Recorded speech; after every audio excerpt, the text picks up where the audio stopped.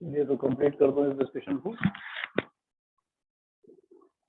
जो आप energy density पढ़ोगे कैपेसिटर के केस में, कैपेसिटर के यूनिट वॉल्यूम में कितनी एनर्जी स्टोर होती है तो उसको कहा जाता है energy density, indicated by small. और कैपिटल यू मतलब टोटल स्टोर्ड एनर्जी, और उसको आप कैपेसिटर के टोटल वॉल्यूम से डिवाइड करो तो भी you will be getting same result, यही वैल्यूज आएंगी, बस यूनिट चेंज हो जाएगी, जूल्स पर मीटर क्यूब, ठीक है। Energy stored per unit volume, energy stored per unit volume, यहाँ पे आ जाएगा अर्थ पर सेंटीमीटर क्यूब, सेम रिजल्ट आएगा। तो वही रिजल्ट 4 4 8 रिजल्ट से आपके। अभी कैपेसिटर के लिए रिजल्ट कैसा जाता है थोड़ा सा क्लू दे देता हूँ, चीजें मैं भी एंड रिजल्ट बता रहा हूँ। कैपेसिटर एक ऐसी डिवाइस होती है जिसमें आप एनर्जी स्टोर करते हो।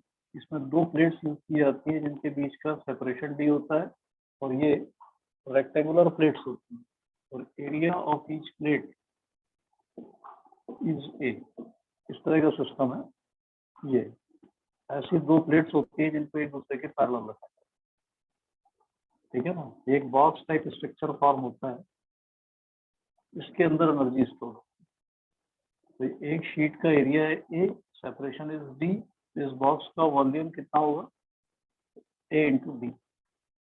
जब कैपेसिटर को हम चार्ज करते हैं तो इसके बीच में इलेक्ट्रिकल लाइंस के फॉर्म में एनर्जी स्टोर हो जाए, और उस स्टोर्ड एनर्जी की वैल्यू आप प्रूव करोगे, ये होती है हाफ CV स्क्वायर। यदि आपने पढ़ा नहीं, मैं सीधे एंड रिजल्ट बता रहा हूँ, ठीक है ना। कैपेसिटर एक डिवाइस है और उसकी कैपेसिटेंस का फॉर्मूला होता है epsilon not A by D, ये उसकी कैपेसिटेंस कहलाती है, और स्टोर्ड एनर्जी हो, जबकि V वोल्टेज।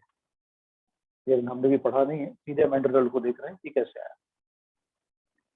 जो मैंने भी समझाया आपको, energy stored per unit volume जब आप निकालोगे, एनर्जी स्टोर्ड आएगी हाफ CV स्क्वायर, और वॉल्यूम की जगह क्या आ जाएगा A इंटू डी, करेक्ट। फिर हम कैपेसिटर की कैपेसिटी रखेंगे epsilon not A by D, clear. इसमें से A कैंसिल हो जाएगा और आपके पास बचेगा half epsilon not V by D square. V होता है पोटेंशियल डिफरेंस, और पोटेंशियल डिफरेंस और D का रेशियो जो है ये कहलाता है value of electric field. 1 centimetre distance चलने पर वोल्टेज में जितना चेंज आया, rate of change of voltage, उसी को कहते हैं इलेक्ट्रिकल फील्ड। ये टर्म बन जाता है इलेक्ट्रिक फील्ड। ये देखो आप रिजल्ट आ, energy stored per unit volume इस तरह से half epsilon not E square के बराबर आएगा। तो इस तरह से वो 8 अलग अलग रिजल्ट हैं जो आपको पता होना चाहिए, एक से आप बाकी सारे क्रिएट कर, क्लियर। तो फोर्स पर यूनिट एरिया और energy. Sir, what is V here? What is V? V is potential. आप दो नए टर्म पढ़ रहे हो, एक चीज थी जो कि भी एक चैप्टर है पूरा पढ़ेंगे आप, जो कहलाता है कैपेसिटेंस। मतलब कोई ऑब्जेक्ट अपने अंदर कितना चार्ज स्टोर कर सकता है, उसकी वैल्यू यहाँ यूज की गई है epsilon not A by D. पूरा चैप्टर पढ़ोगे आप, पूरा डेरिवेशन। और V जो हम यूज कर रहे हैं दैट इज पोटेंशियल, और पोटेंशियल डिवाइडेड बाई डिस्टेंस से बराबर होता है electric field, correct.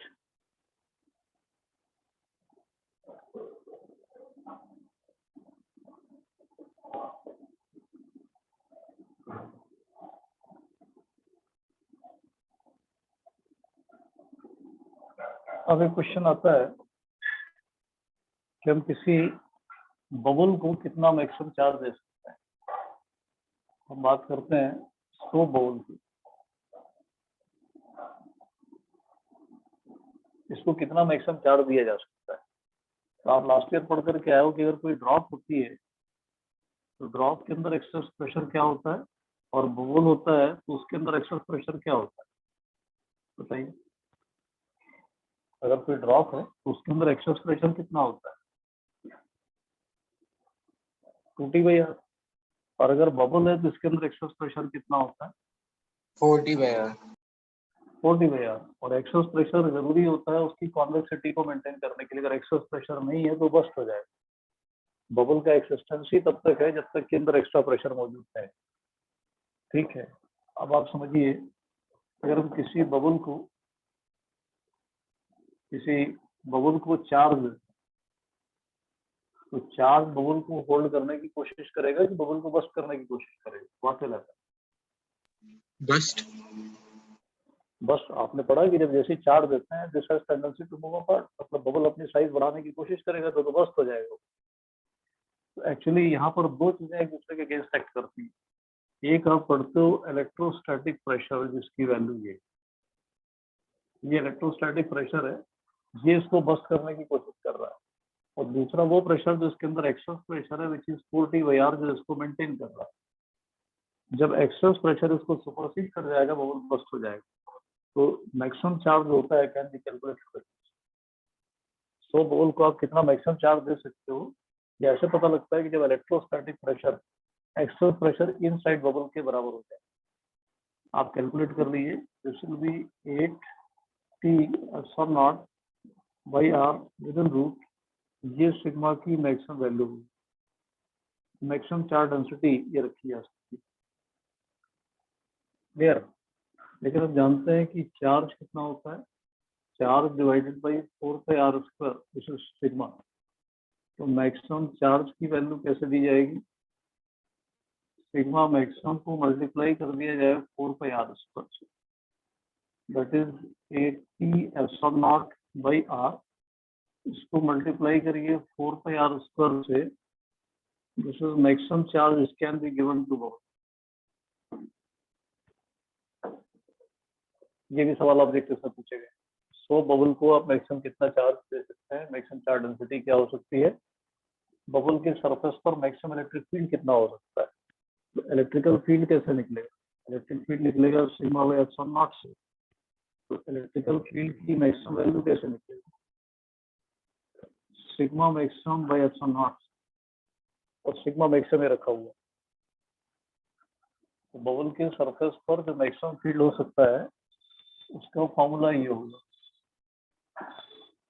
It will be √8T/R। इसको मल्टीप्लाई करिए 1/एप्सिलॉन नॉट, ये एप्सिलॉन नॉट कैंसिल कर दोगे आप, ये होगा 8T/एप्सिलॉन नॉट इंटू R। कितना मैक्सिमम फील्ड हो सकता है। बबल की सरफेस पर इससे ज्यादा फील्ड क्रिएट नहीं किया जा सकता। क्लियर? अब अभी जो नेक्स्ट चैप्टर पढ़ेंगे वो है पोटेंशियल। पोटेंशियल चैप्टर में आप पढ़ोगे कि जैसे कोई स्फीयर है जिसका चार्ज Q के साथ, यस, फाइनल रिजल्ट में एप्सिलॉन नॉट कैसे आया? ई मैक्स में। हाँ अब बोलिए, आवाज नहीं आ रही सर ई मैक्स में। हाँ आपकी आवाज साफ नहीं आ रही। सर ई मैक्स में एप्सिलॉन नॉट कैसे आया?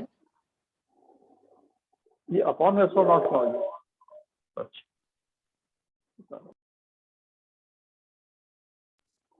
आपने क्या किया, आपने बताया कि इलेक्ट्रिकल फील्ड होता है सिग्मा बाई एप्सिलॉन नॉट। तो ई को जब मैक्सिमाइज करेंगे तो यार सिग्मा भी मैक्सिमाइज होगा।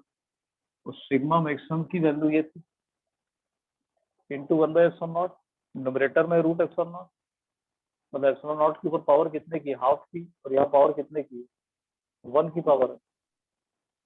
ऐसा हो गया ना, न्यूमरेटर में लिखा हुआ है root epsilon not, yes sir, denominator में लिखा है एप्सिलॉन नॉट, आ जाएगा। अब इसमें लास्ट कैलकुलेशन बचती है कि अगर एक स्फीयर है जिससे चार्ज की रेडियस आर है, आप इसकी सरफेस फील्ड क्रिएट करो, कैलकुलेट करोगे, तो उसका फॉर्मूला ये होता है, जानते हो आप, बट अभी आपने पोटेंशियल नहीं पढ़ा, मैं सीधे उसका रिजल्ट बता रहा हूँ। इसी स्फीयर का अगर हम सरफेस पोटेंशियल निकालेंगे तो फॉर्मूला ये होता है। फॉर द टाइम बीइंग आप ये मान लो, अभी आपने पढ़ा नहीं, तो दोनों में सिर्फ एक आर का फर्क होता है। इसका मतलब अगर हमको वोल्टेज निकालनी हो तो हम ये कह सकते हैं कि ये E इंटू आर के बराबर होगा। देखिए ये कैलकुलेशन बता रही है कि अगर आप इस E की वैल्यू को एक आर से, रेडियस से मल्टीप्लाई कर दो तो भी आ जाएगा।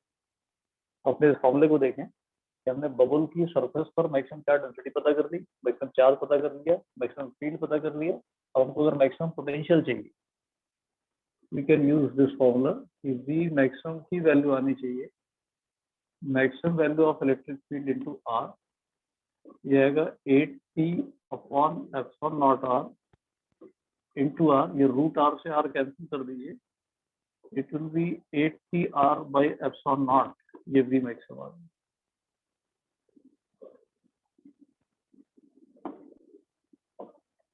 करेक्ट। तो आज आप लोग यहाँ पे करिए, कल हम लोग शुरू करते हैं पोटेंशियल। करेक्ट। ये जो भी टॉपिक मैं बता रहा हूँ तो सारे ऑब्जेक्टिव क्वेश्चन की रेंजेस को आप चेक कर सकते हो, और पूरा रेंज आपको बता रहा हूँ, आप सारे सवाल ट्राई कर सकते हैं विद सम एक्सेप्शन, ज्यादातर चीजें आप समझ। ठीक है, चलिए कल कंटिन्यू।